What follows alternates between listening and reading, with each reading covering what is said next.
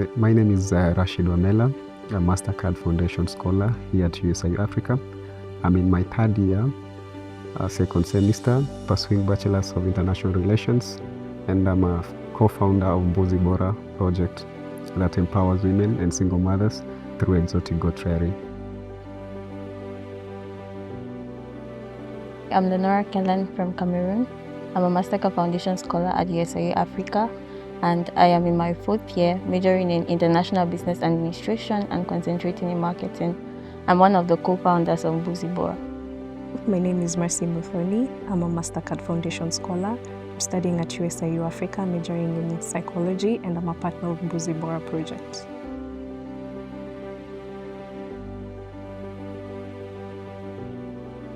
MbuziBora is it's a project that aims at empowering widows and single mothers through exotic goat rearing.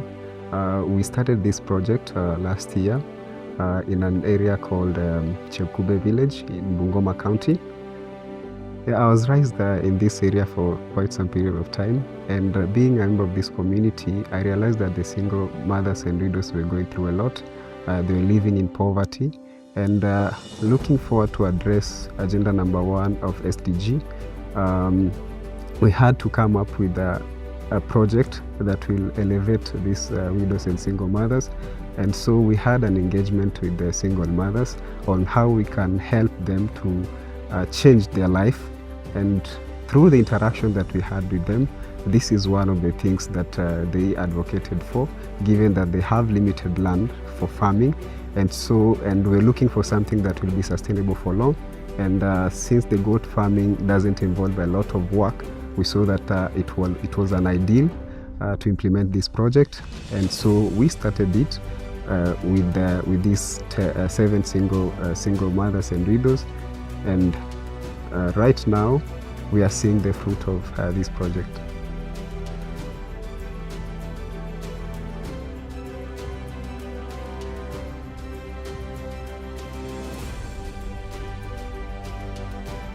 I'd say I'm more of a social feminist. So when Rashid brought the idea of empowering widows and single mothers, it's something that resonates with me because I grew up in a single mother home. So seeing this type of people being empowered, giving them a future, giving them hope was something that resonates with me, and I would want to be part of something that brings joy to people's lives. So the idea came up after I had considered doing a different project, but after talking to him and finding out about what they're doing, I decided to join in because not only is the project being done in an area where I sort of come from, because that's around my maternal home area, I also realized that single mothers and widowed mothers in the community, in Kenya especially, they lack a lot of support from society around them, so I opted to join them in the project.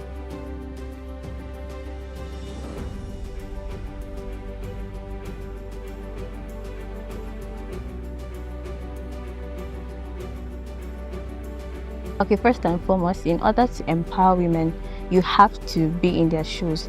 You have to be empathetic. You have to ask these women what they want, what they need, how they think they can be helped. And that is one way how MbuziBora stands out, because my teammate had to go to the field, understand the women's needs, and come through for them. Most of these organizations, they just feel like if we have the money, then we can impose on them what to do. But in order to move forward, you have to understand these people. What do they need? How can they be helped? They have to be consulted. We don't have to make decisions for people.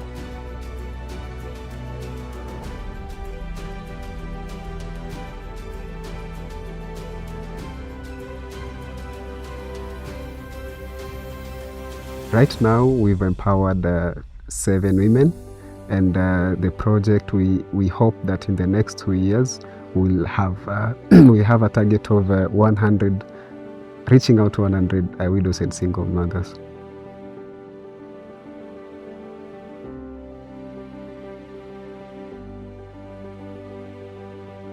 There's a level of contentment that I feel, because not only were we able to bring the project to them, but we got to interact with them, we got to speak to them, stay with them throughout the day and see how they live their lives.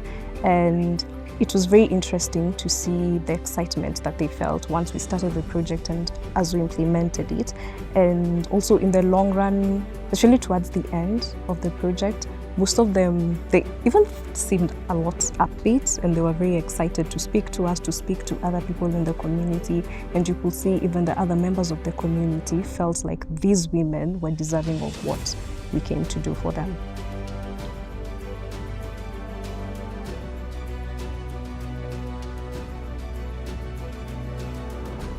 So through the interaction we had with them and through the spaces that they had, given that they live in up countries where the farming is the main thing that they have to do as an economic activity, we're looking at something that can meet the space that they have.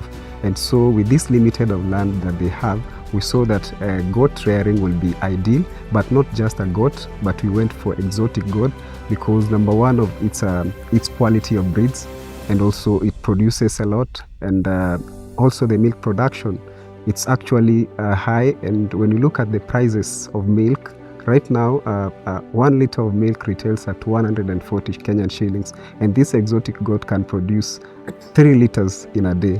So looking at that, we saw that at least this thing, it could be sustainable for long and it could help.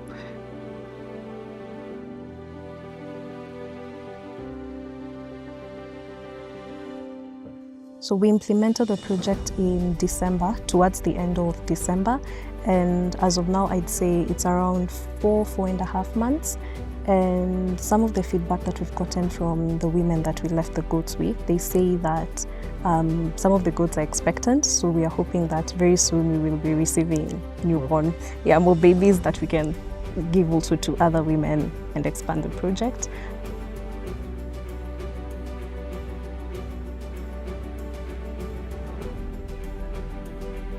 We had a lot of challenges, number one being the time.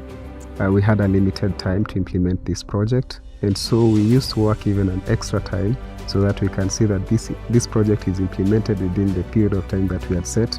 We also had a problem of traveling long distances to look for these quality goats, because we never just wanted to bring goats, but we wanted to bring something that is quality, that will not be having any problem to these widows. So we had to travel as far as Uganda to look for these quality breeds. And then we also had a problem with the financial constraint, given that we had a limited budget, and so things on the ground things had changed, and so we had to seek for more support and even go deep into our pockets to see how we can raise some of the funds so that we can give back to what we had anticipated.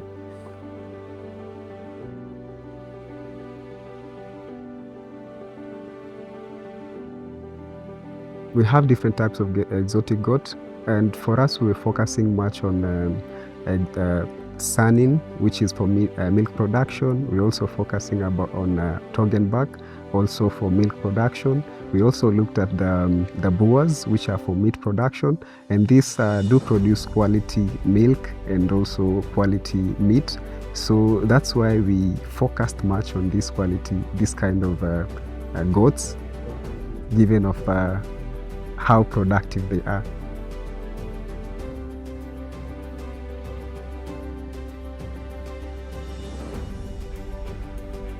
One of the things that I picked from the TLT was to come up with something that is sustainable if you want to become a change maker in your community.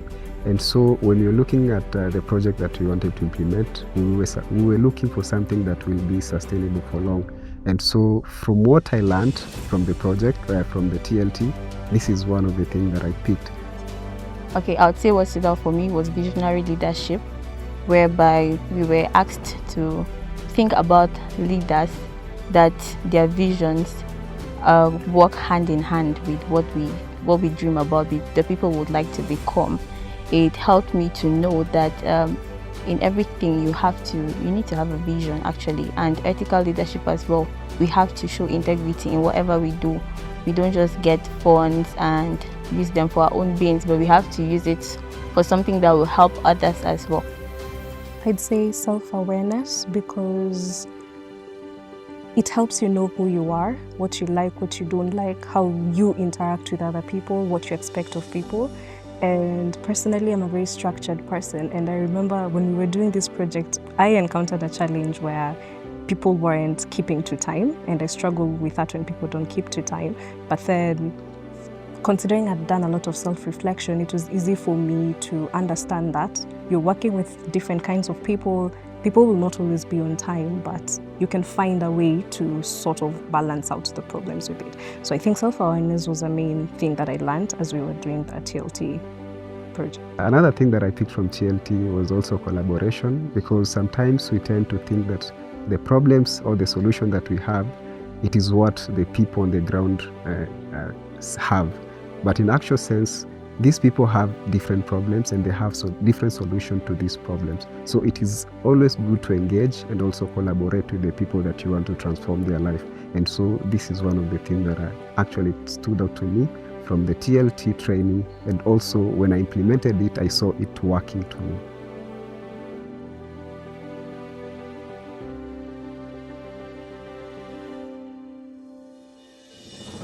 That by the next 2 years, we see that we are reaching out to more widows and single mothers through the plan that we had with the beneficiaries of giving out one goat upon delivery, so that this goat can be extended to another beneficiary.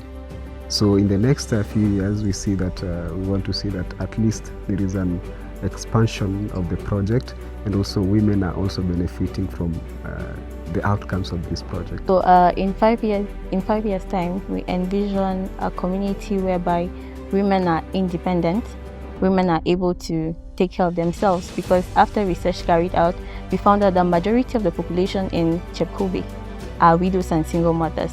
So we are looking forward to a world where these women can stand on their own without depending on other people. That's why we are bringing forth a sustainable solution to this cause.